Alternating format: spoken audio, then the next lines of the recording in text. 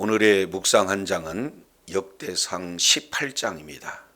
오늘 또 생명의 말씀과 기도의 능력으로 천국을 실감하는 은혜가 있기를 원합니다. 역대상 17장 이 내용은 바로 다윗의 언약이었다면, 오늘 역대상 18장 이 내용은 다윗의 언약에 대한 성취의 그런 핵심 내용들이 소개가 되고 있습니다. 역대상 전체의 핵심 주제를 크게 두 가지로 살펴볼 수 있는데, 그 중에 하나가 이제 성전 중심, 또 하나는 언약 중심. 그런데 어제 우리가 살펴본 다윗과 하나님께서 언약을 맺으시는 이 내용은 역대기 전체 핵심 주제다, 이렇게 볼 수가 있습니다. 자, 그런데 하나님께서 다윗에게 이 언약을 허락하신 이 내용이 어떻게 성취되었는가, 오늘 본문 내용에 잘 소개가 되고 있어요. 그래서 1절부터 이제 17절까지 이 내용은 이제 다윗이 그 주변 여러 나라들을 정복하고 그리고 조공을 받는 그런 내용들이 소개가 되고 있는데, 자, 먼저 이 1절 내용을 한번 살펴보겠습니다. 그 후에 다윗이 블레셋 사람을 쳐서 항복을 받고 블레셋 사람의 손에서 가드와 그 동네를 빼앗고, 이렇게 말씀을 하고 있습니다. 여기서 참 중요한 내용 중에 하나가 그 후에라고 하는 이 단어예요. 왜냐하면 17장은 언약에 대해서, 그리고 18장은 이 언약의 성취에 대한 내용이 기록이 되고 있는데, 그 사이에 그 후에 이렇게 표현되고 있는데, 이 18장 하반절 이 내용을 통해서 살펴보면은 이 언약이 어떻게 성취될 수 있는가 하는 가장 중요한 내용을 말씀을 하고 있습니다. 그래서 17장 1절부터 15절까지 이 내용은 다윗 언약에 대한 내용이라면, 이제 17장 16절부터 27절까지 이 내용은 그 언약을 받은 다윗이 하나님께 찬양을 드리고 있는 그런 내용이에요. 그래서 찬양에 대한 내용 크게 세 가지 내용을 말씀을 하고 있는 장면이 16절부터 24절까지 기록이 되고 있는데, 그 중에 세 가지 내용이, 첫 번째, 내가 누구냐, 이런 질문이죠. 그 질문에 대한 답변 형식으로 찬양하고 있어요. 내가 도대체 누구기에, 그리고 내 집이 도대체 무엇이기에, 그리고 내 민족, 우리 민족이 무엇이기에 이런 은혜를 주십니까? 지금 이렇게 말씀을 하고 있어요. 그래서 16절, 내가 누구냐, 그리고 내 집이 무엇이냐, 내가 누구고 내 집이 무엇이기에 이렇게 먼 장래까지, 그리고 나를 이렇게 존귀한 죄로 세우는 이유가 무엇입니까? 하면서 하나님께 찬양하고 있어요. 그러면서 21절, 이 땅의 어느 나라가 주의 백성과 같겠습니까? 하고 하나님께서 이스라엘 백성들을 자기 백성 삼으시고, 그리고 영원히 말씀대로 견고하게 해주시겠다는 이 말씀에 대한 찬양을 하나님 앞에 올려드리면서, 25절 참 중요해요. 핵심 내용이죠. 25절, 나의 하나님이여 주께서 종을 위하여 무엇을 세울 것을 말씀하고 있습니까? 왕조를 세울 것을 이미 듣게 하셨습니다, 이렇게 말씀을 하고 있어요. 그러면 이 왕조를 세우겠다 하는 그 내용은 다윗의 그 중심을 하나님이 받으신 거죠. 내가 백향목 궁에 거하지만 하나님께서는 휘장 가운데 있습니다. 그러니 제가 하나님의 성전을 짓겠습니다. 그랬을 때 하나님께서는 네가 내 집을 짓느냐? 아니다. 내가 너에게 집을 져주겠다. 다른 말로 왕조를 너에게 세워주겠다. 우리 주님이 말씀을 하고 있는 거죠. 그래서 역대상 중요한 내용 중에 하나가 바이트, 히브리어로 바이트. 이 내용은 세 가지로 번역이 될 수 있는 내용이에요. 하나는 집이다, 또 하나는 왕조다, 하나는 성전이다. 같이 집이든 성전이든 왕조든 사용할 수 있는 이 바이트, 내가 하나님께 바이트를 세우고자 합니다. 그랬을 때 아니, 내가 너에게 바이트 왕조를 세워주겠다, 이렇게 말씀하신 거예요. 자, 그러면서 네가 죽은 이후에도 이 약속은 영원히 이렇게 이루어지겠다 하시는 그 말씀을 들었던 다윗의 모습이 그 뒤에 소개가 되고 있는 거죠. 그래서 25절, 나의 하나님이여 주께서 종을 위하여 왕조 바이트를 세울 것을 이미 듣게 하셨으므로 주의 종이 주 앞에서 기도로 간구할 마음이 생겼나이다, 이렇게 말씀하고 있어요. 그러니까 하나님께서 다윗에게 하신 그 언약을 붙들고 다윗은 뭐 했다는 겁니까? 하나님 앞에 기도했다는 거예요. 이것이 말씀을 붙들고 기도하는 다윗의 아주 중요한 요소가 되어지죠. 그래서 이 말씀을 붙들고 기도한 그 결과가 오늘 18장에 그대로 지금 연결이 되고 있습니다. 자, 그러면 18장 1절 내용을 통해서 보니까 그 후에 다윗이 블레셋 사람을 쳐서 항복을 받고 그랬습니다. 지금까지는 다윗은 블레셋으로부터 계속해서 침략을 받았지 가서 친 적이 없는데, 이제 수세적인 그러한 전쟁의 내용이 아니라 어떻게 돼요? 적극적으로 공격하는 그런 태색을 완전히 전환했다는 것이 18장 1절에 왜 그렇습니까? 언약을 받기 이전과 언약을 받은 이후 다윗이 지금 블레셋을 치러가는 이런 공격 양상을 통해서 살펴볼 수가 있어요. 자, 그러면은 왜 그런가? 17장 다시 봅니다.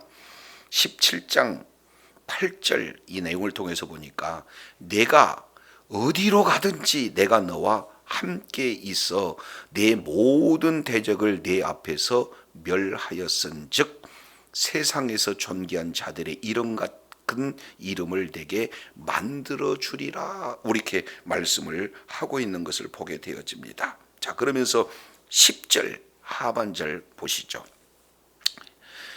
전에 내가 사사에게 명하여 내 백성 이스라엘을 다스리는 때와 같지 아니하고 또 내 모든 대적으로 내게 뭐하게 하리라?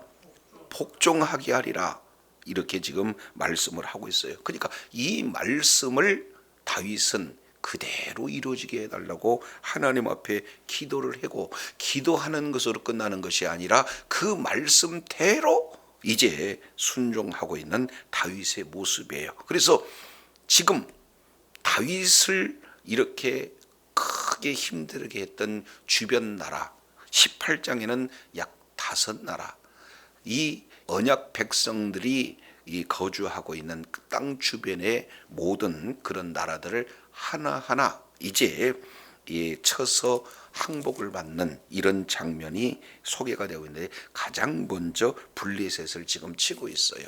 그래서 이 블레셋은 사울 왕을 죽였던 그런 자고, 그리고 이 다윗이 실제 사울 왕에게 쫓겨서 가드 지역으로 가서 잠깐 약 1년 4개월 동안 그곳에서 있었던 그 장소를 이제 가서 쳐서 항복을 받고 빼앗는 그런 어떤 장면을 이렇게 소개를 하고 있습니다. 자, 이어서 18장 2절 내용을 보니까 또 모압을 치매 모압 사람이 다윗의 종이 되어 조공을 치니라. 여기서 1절에 쳐서 그리고 빼앗고, 그 다음에 2절도 쳐서 조공을 받고, 그리고 3절도 보겠습니다. 소바왕 하닷 에셀이 유브라데 강가에서 자기 세력을 펴고자 하매 다윗이 그들을 뭐 했어요? 쳐서. 그래서 1절, 2절, 3절 계속해서 쳐서라고 하는 이 내용을 반복하고 있습니다. 언약에 근거해서 이제 말씀을 부여잡고 주변 국가를 정복하는, 그래서 다윗 왕국이 번영하는 그런 과정을 우리는 살펴볼 수가 있습니다. 그 중에 가장 근거, 배경이 되어지는 것은 뭡니까? 언약의 말씀이 그대로 성취됐다는 사실을 볼 수가 있죠. 자, 그 중에 18장 3절 소방 하닷 에셀이 유브라데 강에 가서 그랬습니다. 그래서 결국에는 다윗이 그들을 쳐서 어디까지 이르렀다 이렇게 말씀하고 있습니까? 하닷까지.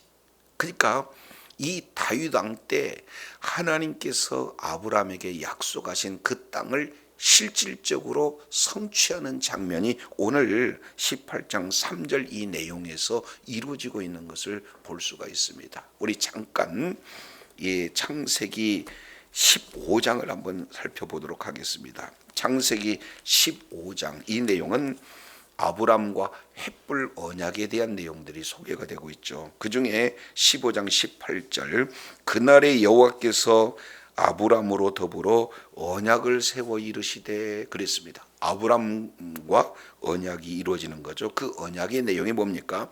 내가 이 땅을 애굽 강에서부터 큰 강 유브라데까지 내 자손에게 주노니, 지금 이렇게 말씀을 하고 있습니다. 그러면 여기서 등장하는 내용이 뭡니까? 애굽 강 그리고 큰 강 유브라데까지 범위를 이렇게 말씀을 하고 있는 것을 보게 됩니다. 자, 그러면서 그 사이 19절부터 21절까지 그 구체적으로 아주 정확하게 이제 그 원주민들이 어떤 쫓아낼 원주민가를 잘 지금 설명을 하고 있는 것을 보게 되어져요. 그런데 하나님께서는 아브라함에게 약속하시고, 그리고 그 약속이 이제 오랜 기간 이루어지지 않은 것처럼 느껴졌잖아요. 그런데 우리 하나님은 한 번 약속하신 것은 반드시 이루시는 신실하신 하나님이라는 사실, 이 내용 오늘 누구를 통해서 성취가 되어지는 겁니까?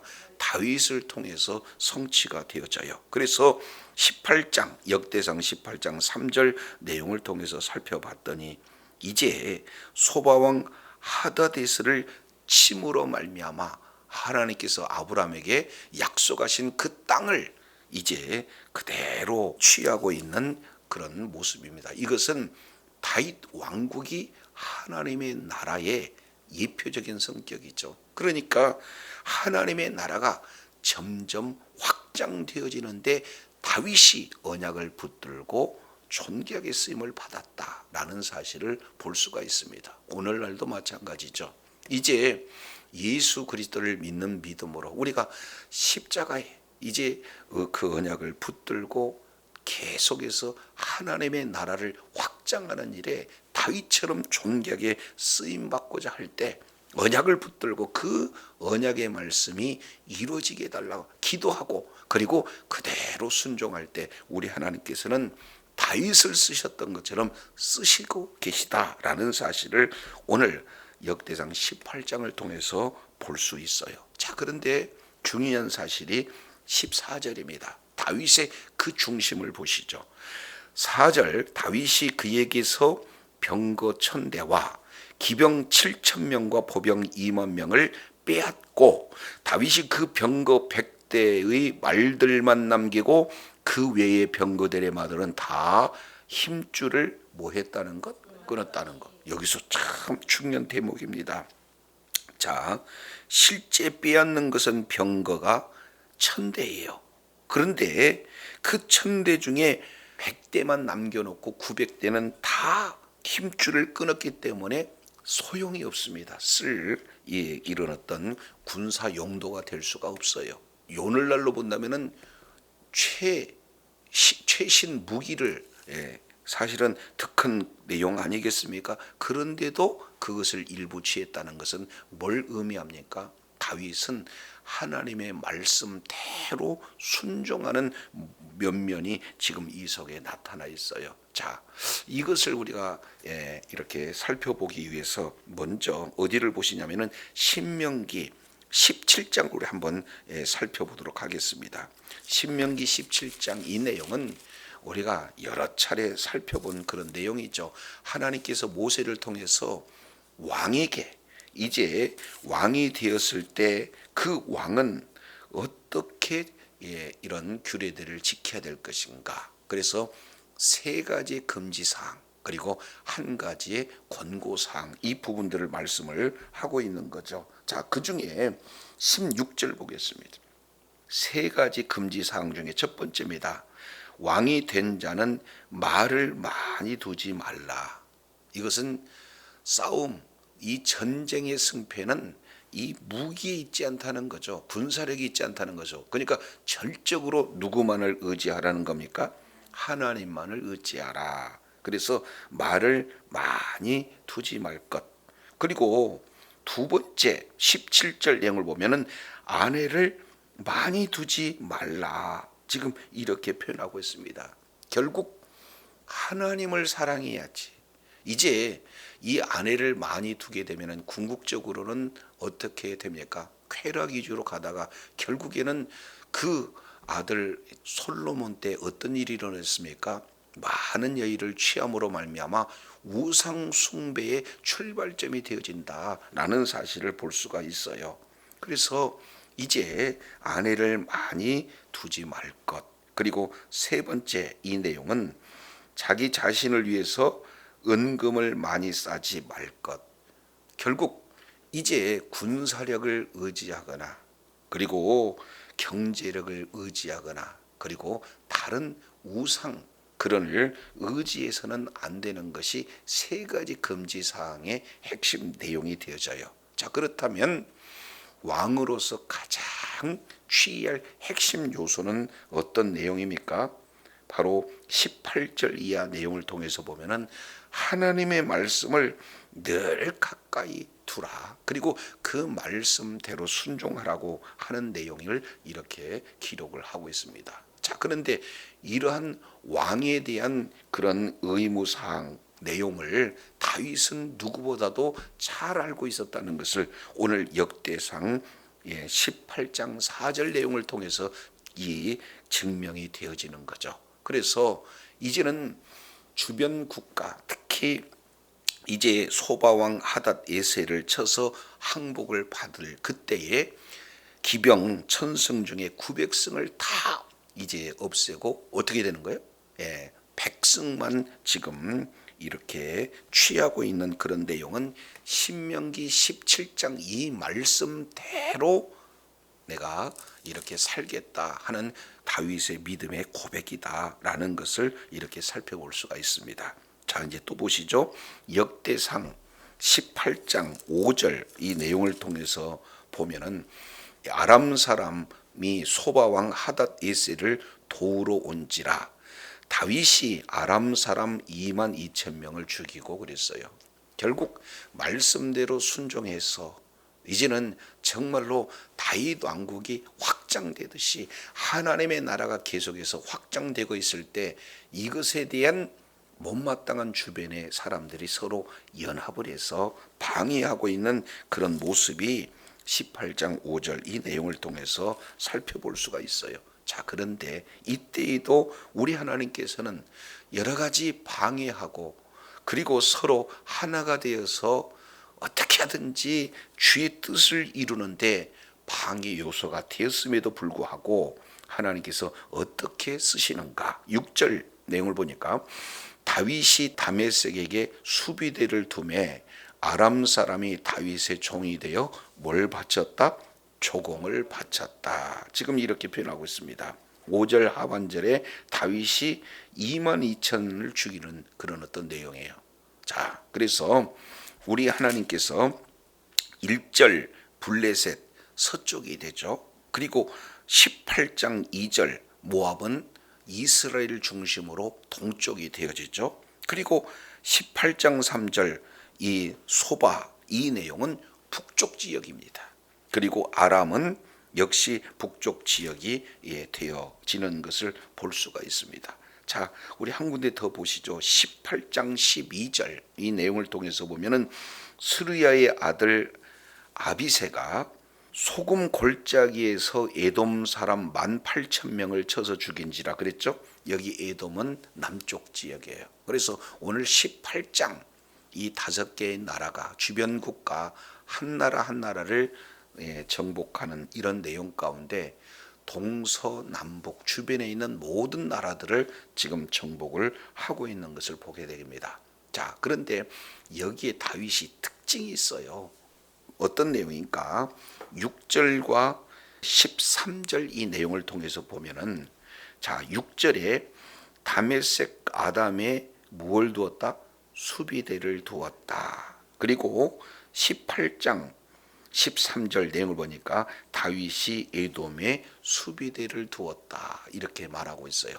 정복하는 것도 중요한데 그 이후에 이제 반란에 대한 대비도 매우 중요한 거죠. 그래서 최북단 지역에 있는 아람 지역에다가 수비대를 둔 거예요. 그리고 최남단 지역에다가 역시 수비대를 둡니다. 그래서 공격과 그리고 이런 어떤 정복 이후에 수비대를 두어서 방어를 진행하는 이런 내용은 하나님께서 이미 언약을 붙들고 다윗이 승리하고 그리고 지속적으로 국가가 번영되고 있는 이런 내용들을 이렇게 수비대를 두는 것으로 지금 소개를 하고 있습니다. 그러면 어떻게 해서 이 다윗이 이렇게 싸움마다 이길 뿐만 아니라 수비대를 두어서 견고한 그런 군사력으로 이 나라를 이렇게 번영하게 했는가? 그 근거가 무엇인가? 6절 보시겠습니다. 하반절 내용을 보니까 다윗이 어디로 가든지 여호와께서 뭐하게 했다는 것? 이기게. 언약 성취입니다. 이제 우리가 이미 살펴봤더니 17장 8절 내가 어디를 가든지 내가 너와 함께 있어 네 모든 대적을 멸하겠다 하시는 약속을 우리 하나님께서 신실하게 이루시는 것을 보게 됩니다. 똑같이 18장 13절 하반절 다윗이 어디로 가든지 여호와께서 뭐 하시다는 거예요?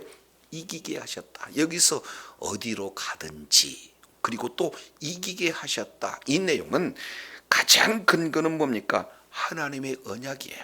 그런데 그 언약을 붙들고 그리고 언약을 이루게 해달라고 기도하고 성실하게 순종했던 다윗이 이제는 이 하나님의 언약과 그리고 언약을 붙든 다윗의 그 성실함이 하나가 되어서 다윗이 어디로 가든 여호와께서 이기게 하심으로 주변의 모든 나라들을 다 정복하고 조공을 받는 그런 놀라운 은혜를 지금 역대상에서 이렇게 소개를 하고 있습니다.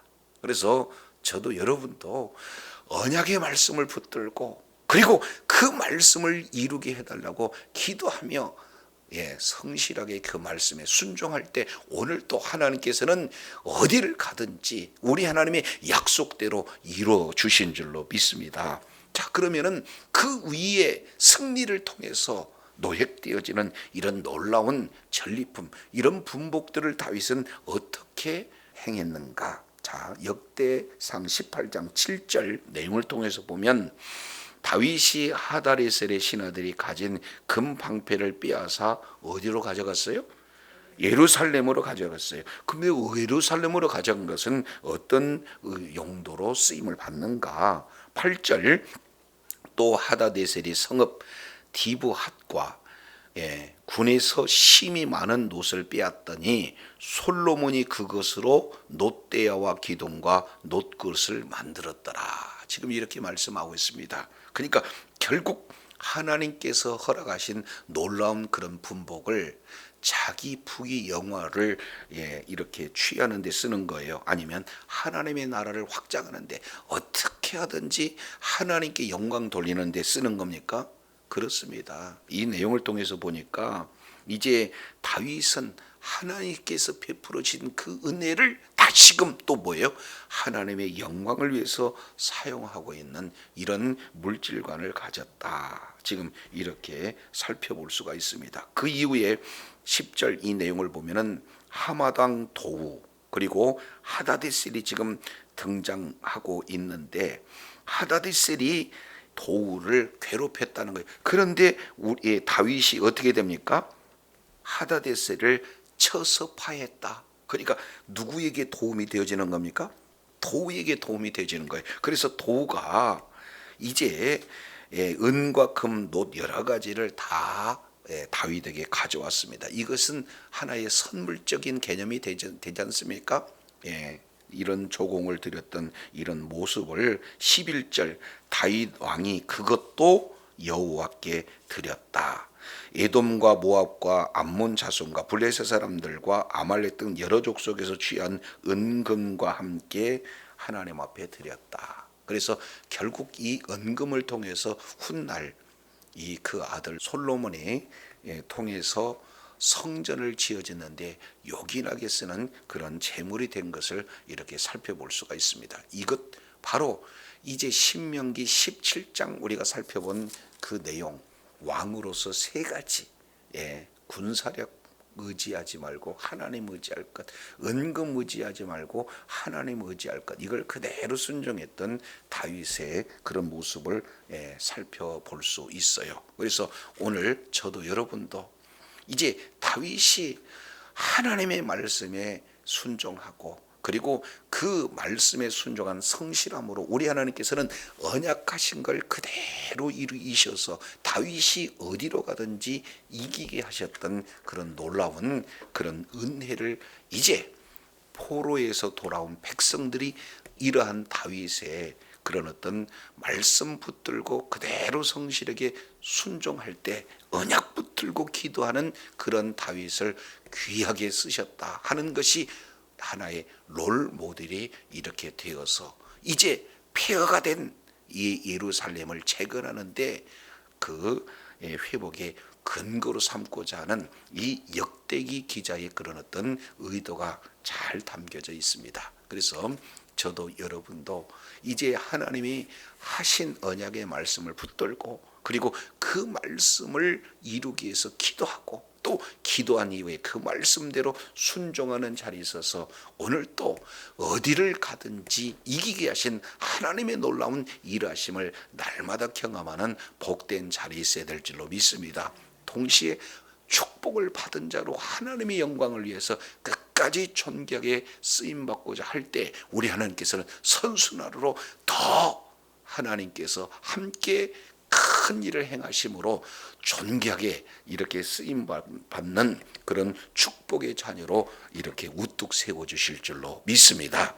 기도하겠습니다. 하나님 아버지, 오늘 언약과 그리고 언약을 붙들고 기도한 이후에 그 언약을 우리 하나님께서 어떻게 다윗을 통해서 신실하게 이루어 주셨는가, 동시에 다윗은 언약을 붙들고 그 말씀대로 어떻게 순종하였는가, 주변 이 많은 나라들 동서남북에 있는 그런 나라를 한 나라 한 나라 정복하고 그들에게 조공을 받음으로 다윗 왕국이 계속해서 번영하는 그런 내용 속에서 하나님의 나라가 점점 확장되어지는 내용들을 살펴보게 됩니다. 이제 하나님의 말씀을 부여잡고 그 말씀대로 순종해서 하나님의 나라가 확장하는 일에 끝까지 존귀하게 쓰임받을 뿐만 아니라 하나님 앞에 영광 돌리며 허락하신 분복된 다 받아 누림으로 아버지 하나님께 끝까지 존귀하게 쓰임받는 주의 자녀들 다 되게 역사하여 주옵소서. 우리 구주 예수님 이름으로 기도드립니다. 아멘.